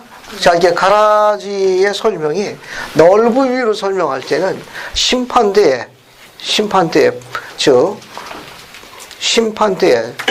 불에 타서 징벌을, 형벌을 받는 사악한 모든 세상 사람들을 총칭하기도 하고, 교회 안에서 볼 적에는 배도자들이 거기 포함됩니다. 자, 그 다음 어딜 보시는가 하면 다시 3절 보세요.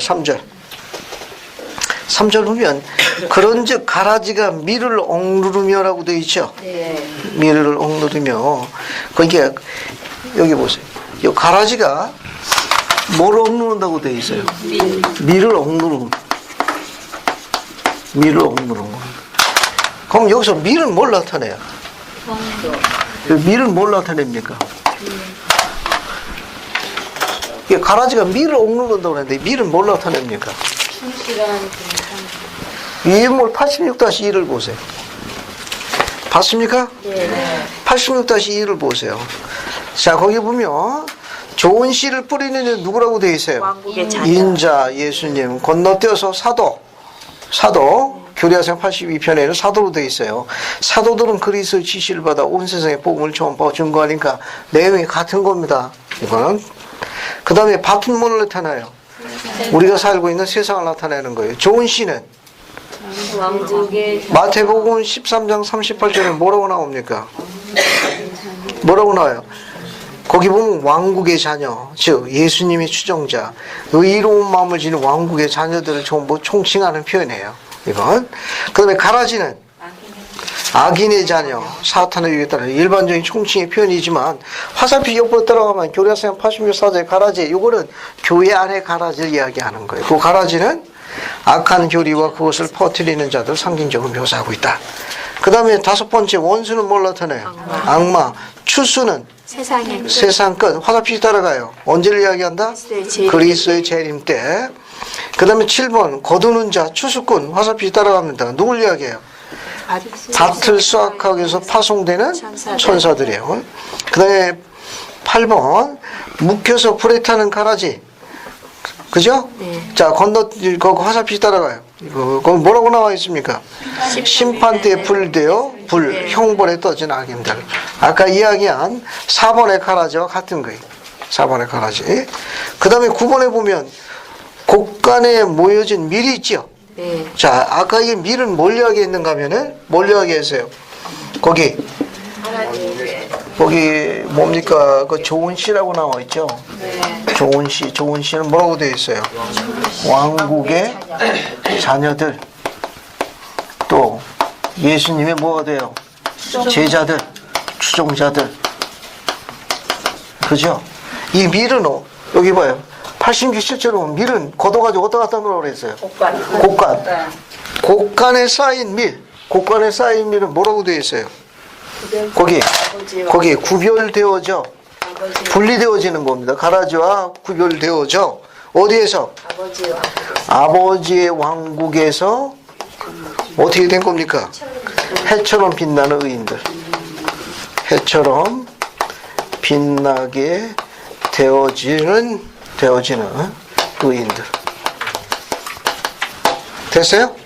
자, 이렇게 이해하시면 됩니다. 그래서 여러분 뭘 보시는가 하면은 거기 가라지가 밀을 억누르며, 다시 86편 3절을 보세요.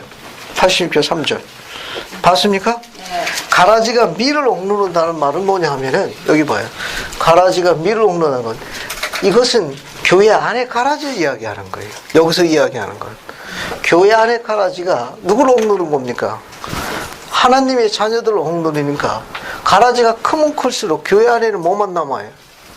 의인들은 사라지니까 배도만 남는 걸 상징하는 거예요. 그래서 86편 3절에 가라지가 밀을 억누르며 라는 뭐야 하면은 이 하나님의 자녀들이 가라지의 이런 핍박과 박해와 이런 것으로 인해 가지고 밀이 자라지 못하고 뭐만 자라는 거예요. 지금 가라지만 자라는 거예요. 가라지가 자라니까 뭐만 남은 겁니까? 복음은 실종되고 복음이 사라진 거예요. 뭐만 남은 거예요? 배도만 남은 상태를 표현한 게 가라지가 밀을 억누르는 뜻이. 가라지가 밀을 억누른다는 말은 점점 너희들은 사도들이 순교한 후에 신권과 복음이 거둬지고 지상에는 뭐만 남은 거예요?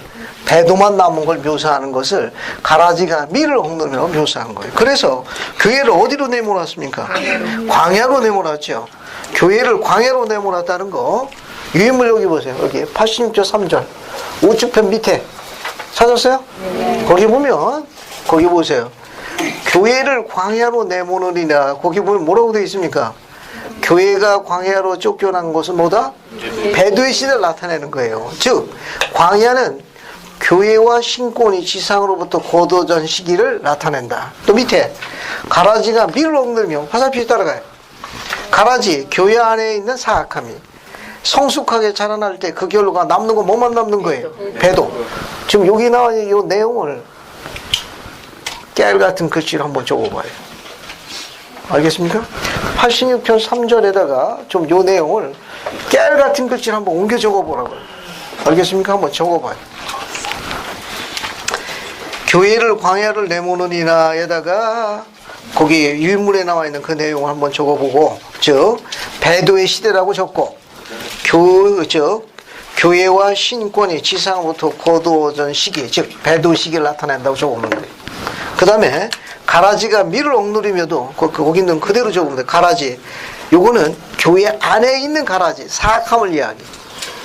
성숙하게 자라날 때의 그 결과는 배도만 남는 거예요. 즉 그 과정을 묘사하는 거예요. 사도가 순교한 후에 결국 뭐만 남느냐? 배도 시기만 남은 거예요. 그 표현을 나타내는 설명을 여기 유인문에 적어놨으니까 한번 옮겨 적어보세요. 깨알같이 한번 가장 작은 활자체로 적을 수 있는 만큼 적어서 한번 기록을 남겨봐요. 뭐 적어보세요. 포스트잇이 있으면은 거기다 적어서 붙이면 더 좋고.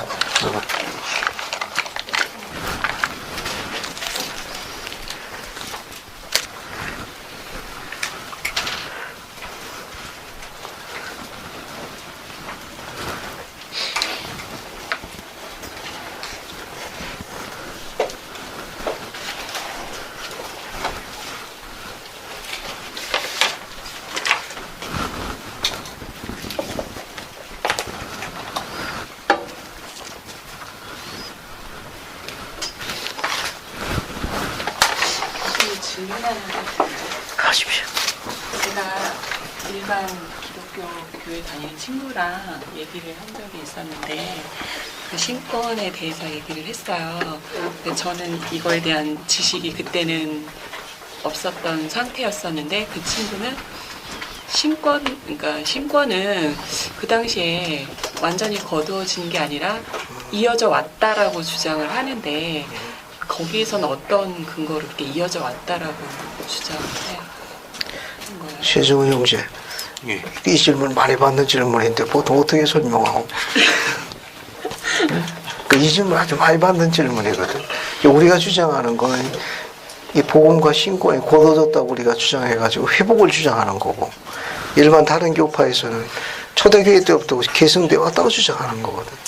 가장 손쉬운 예로는 성경이 남아있기 때문에 모든 기록이 남아있고 의식이나 그런 것들은 약해졌을지 모르지만 그건 그대로 유지되어 왔다라고 이야기하는 사람이 좀 많이 있습니다.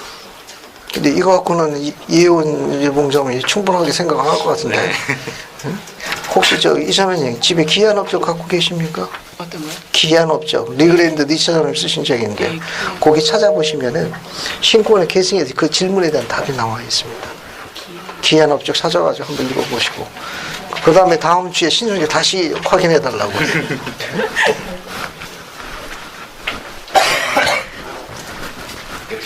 자, 이제 여러분 다시 보세요.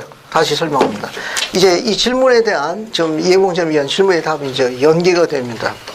즉 사도들이 순교한 후에 지상에서 이 참된 교회와 신권이 고도조갔습니다.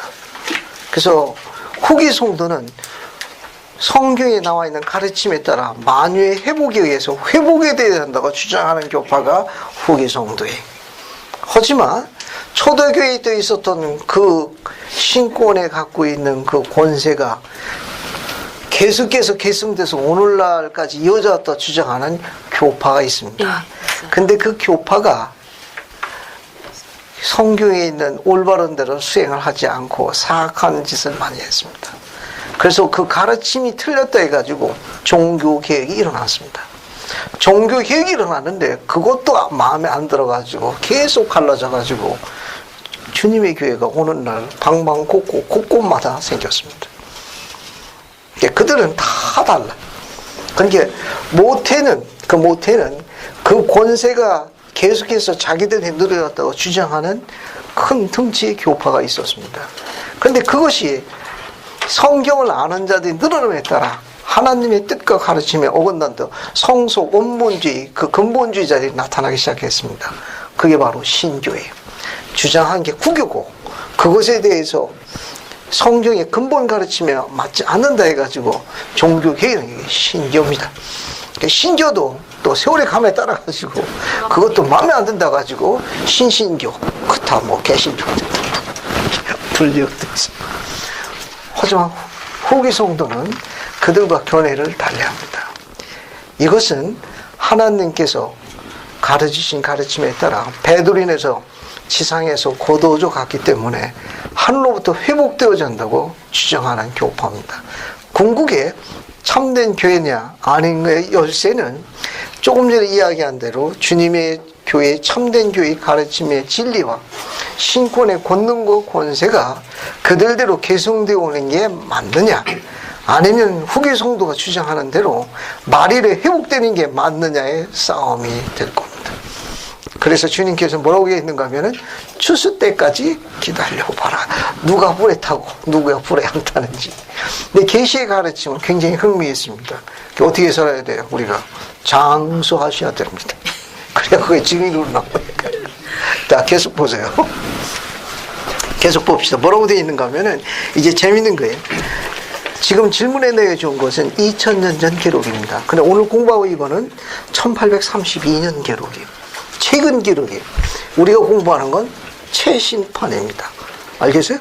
우리는 최신판. 거기 4절 보죠. 4절. 그러나 보라 마지막 날에 지금 바야흐로 주께서 말씀을 보내기 시작하고 있고 입이 도난하고 있으며 아직 부드러운데 이게 몇 년이 주신 계시라고 했어요? 1832년이면은 우리가 주장하는 대로 만유의 회복에 따라 주님의 신권과 교회가 진리가 회복된 게 몇 년이에요? 1830년 안에 몇 년 지난 거예요? 2년 지난 거예요. 그죠? 교회가 어떻습니까? 아직 그 미리 아직은 부드러운 거예요. 그죠? 이 연대가 몇 년입니까? 1832년에. 미리 부드러운 거예요. 아직 미리 부드럽다는 건 뭐냐? 아직 신앙의 성도들의 신앙의 틀이 어떻다는 거예요? 약하다는 거예요. 또 어떻습니까? 그게 새롭게 자라는 거예요. 새로운 거예요. 신선한 거예요. 그런 의미 두 가지를 다 갖고 있습니다. 자, 그런데 5절 보면 진실로 너희에게 이르노니 준비를 마치고 밭을 추수하도록 보내실 것을 기다리고 있는 천사들이 밤낮 죽게 부르짖고 있느냐. 왜 부르짖고 있습니까? 미를 좀. 뭘 부르짖는 거예요? 추수꾼들은? 여기 보세요. 가라지 거두게 해달라고 부르짖고 있는 게 몇 년이에요? 1832년인데 주님께서 뭐라고 그랬습니까? 기다려라. 왜? 그 이유는 아직 미리 부드러우니까.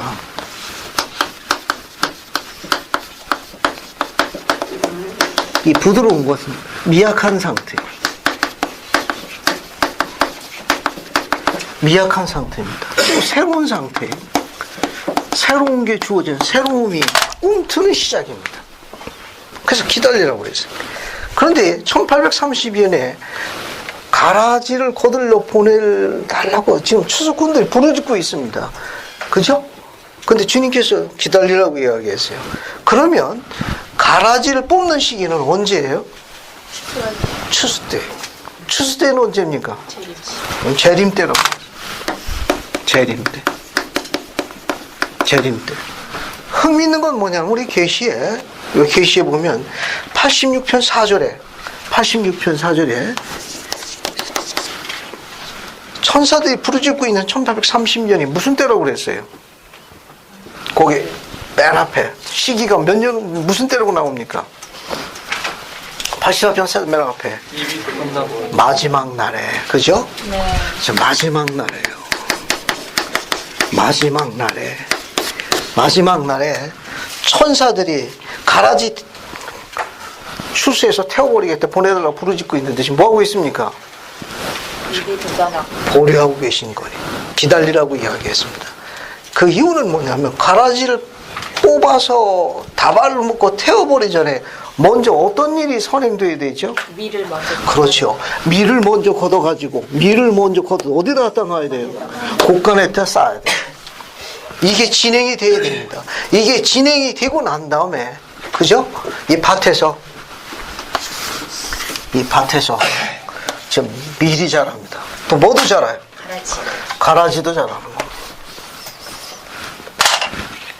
팔레스타인의 그 당시에 밭의 작물을 연구한 전문가들의 견해에 따르면은 그 팔레스타인 가라지는 상당히 치사합니다. 이게 얼만큼 치사하고 이게 뿌리가 있어요. 이 가라지가 어릴 적에는 이 밀뿌리하고 엉켜가지고 양분을 흡수하는 물귀신 같았다네. 어릴 적에는 아주 치사하다고 그러더라고요. 그리고 생존하려고 똑같이 생겼답니다. 구분을 못한대. 거의 구분이 안 된답니다. 그래서 미리 다 하고 이렇게 해서 이제 뽑았어요. 그러면 박규선 형제도 같이 뽑히는 거예요. 구분이 안 돼, 구분이. 알겠습니까? 어릴 적에는, 싹이 날 적에는 살아남기 위해 가지고 뿌리가 엉켜 있어요. 그리고 똑같이 생겼어요. 언제 구분이 되느냐? 언제? 추수 때. 추수 때가 되면 분리돼 가지고 완전히 색깔도 다르답니다. 오늘 이제 새카만 거 입고 오신 분들은 뭐가 돼요? 가라지가 되고, 흰 옷은 밀이 되는 거예요. 그럼 추수꾼이 어떻게 추수하느냐? 밀을 걷어가지고 어디다 갖다 놓는 거예요?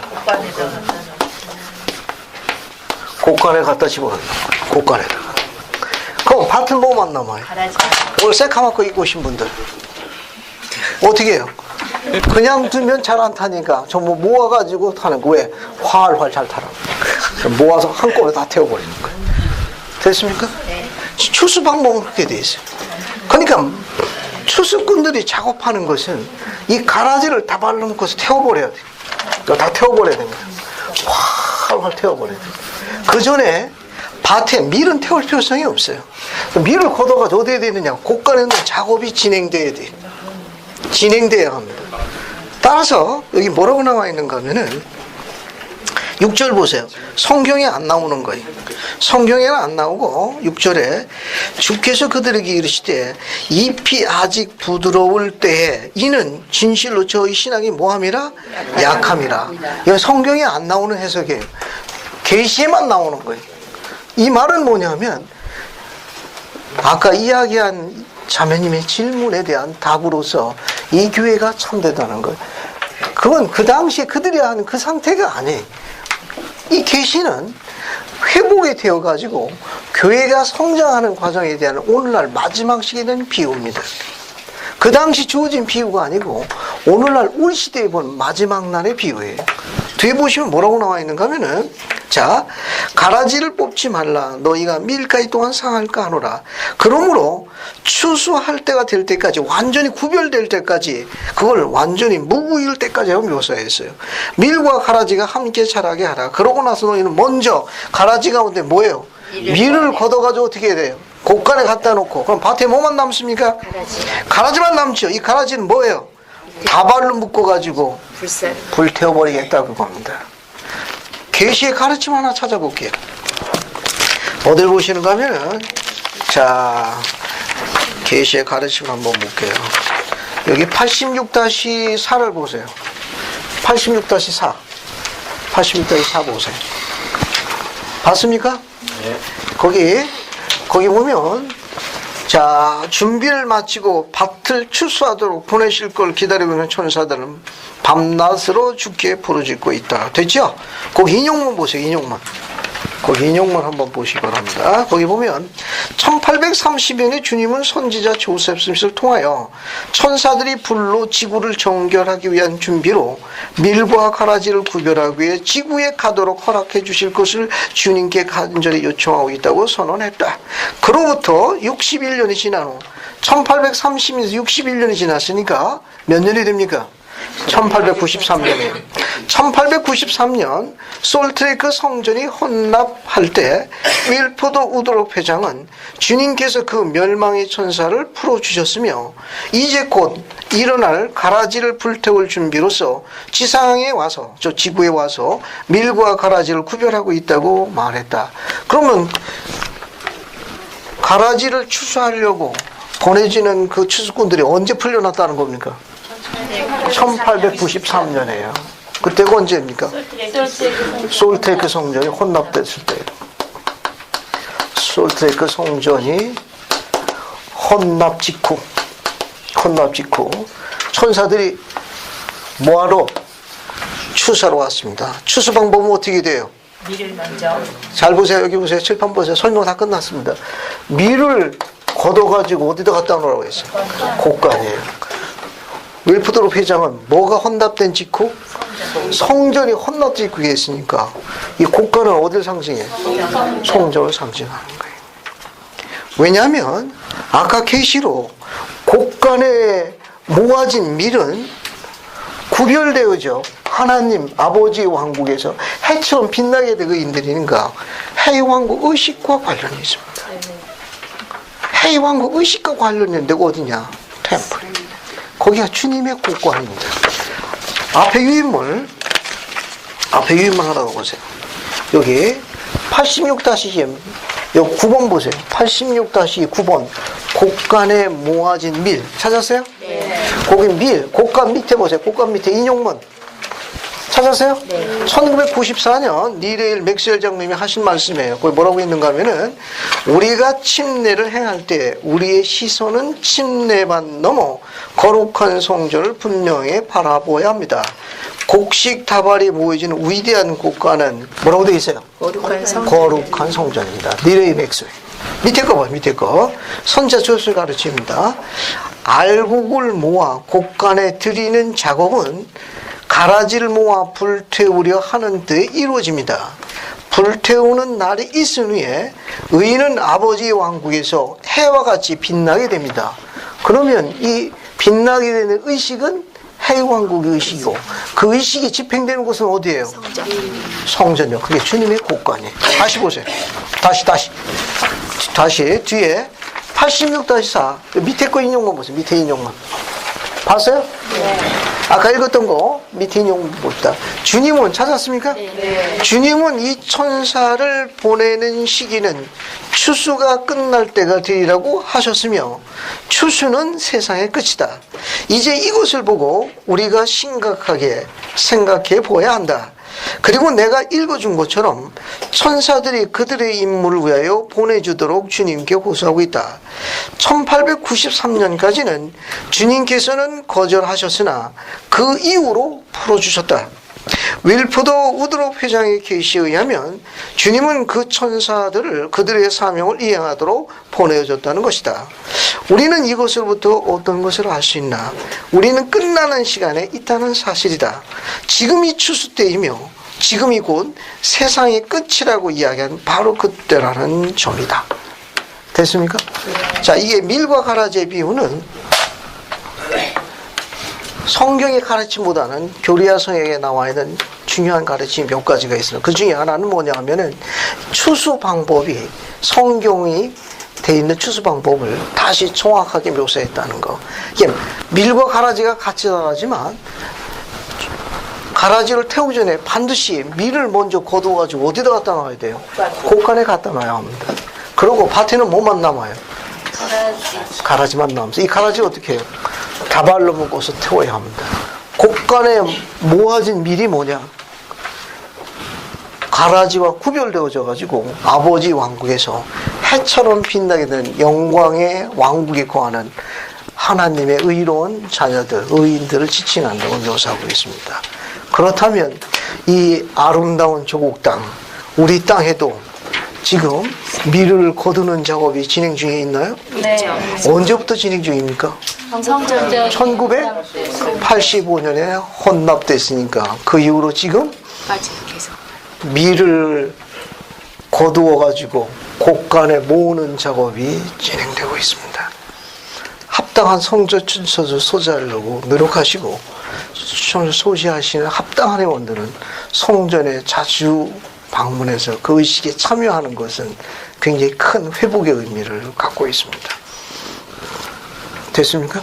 그러니까 우리 젊은이들은 성전에서 주어지는 이 의식에 대해서 또 이런 가르침에 대해서 주목할 만한 이유는 계시의 가르침이 2000년에 주어진 밀과 가라지의 비율을 재확인했다는 겁니다. 끝나기 전에 하나 더 성전에 자주 방문 갈 수 있도록 권고드리는 메시지 외에 성전을 자주 방문하면 할수록 자주 참여하면 할수록 고든비 힝클 회장님은 선지자로서 약속하신 중요한 가르침이 하나 있습니다. 성전을 자주 다녀오면 올수록 성전에 자주 다녀오면 올수록 즉 그렇게 성전에 자주 방문하는 남자는 어떤 남자로 축복하셨습니까? 거룩한 남자. 거룩한 남자. 또 이사회님 뭐 생각하죠?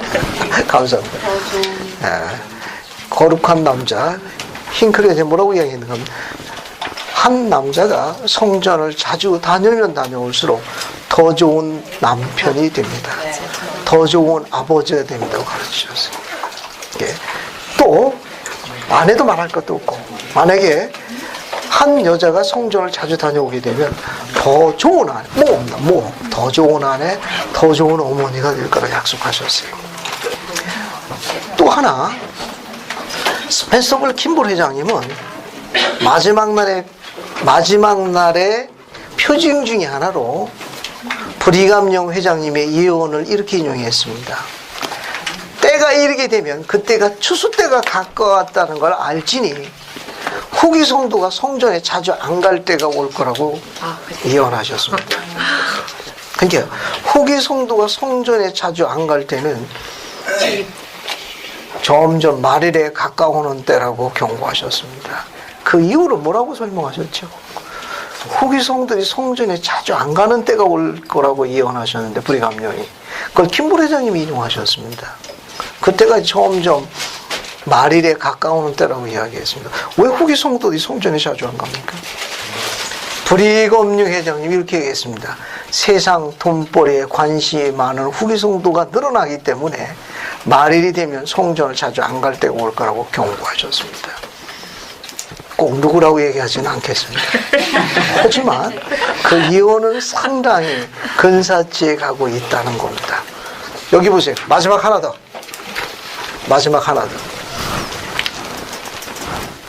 싹이 나가지고 얼마 안 됐을 적에 뿌린 건 분명히 좋은 씨 밀을 뿌린 거예요. 그런데 며칠 있다 보니까 뭐가 자라났습니까? 가라지. 우리 같으면 가라지 어떻게 합니까? 뽑고도 남지. 잠 못 자. 우리 체질에 안 맞아. 근데 주인은 뭐라고 이야기했습니까? 추수 때까지 기다리겠습니다. 여러분 뭘 배울 수 있습니까? 이 부에서 하나님의 성품을 배우는 거예요. 교회 밖을 이야기한 게 아니지. 교회 안을 이야기한 거예요. 누가 밀고 누가 가라지라고 이야기하지는 않겠습니다. 하지만 가라지가 함께 자라고 있다는 건 사실이에요. 그 가라지가 밀을 억누른다고 그랬으니까 영적인 성장과 발전에 있어서 상당히 상처가 아픔을 주는 건 사실이에요. 꼭 누구라고 이야기하지는 않겠지만 가라지가 밀을 억누른다고 계시하셨습니다.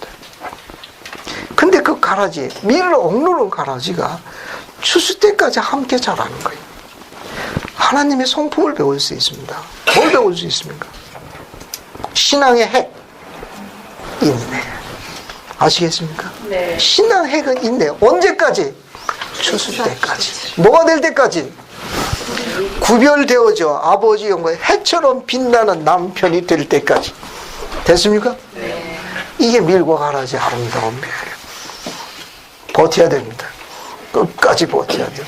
생존할 수 있기를 예수 그리스도 간구합니다. 아멘.